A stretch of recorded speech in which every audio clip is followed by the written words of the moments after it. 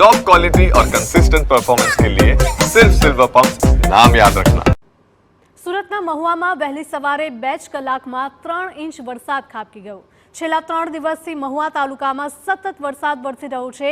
ભારે વરસાદથી મહુવાના મુખ્ય માર્ગો જાણે કે જળમગ્ન થયા છે, તો મહુવાથી અનાવલ તરફ જવાનો રસ્તો પાણી થયો છે।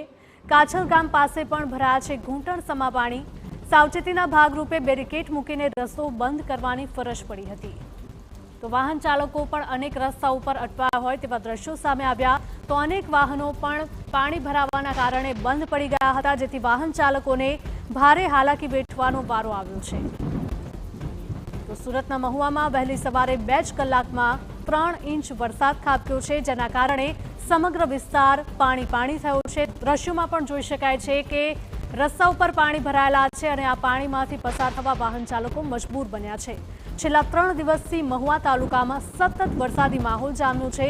ભારે વરસાદથી મહુવાના મુખ્ય માર્ગો પણ જાણે કે જળમગ્ન થયા છે।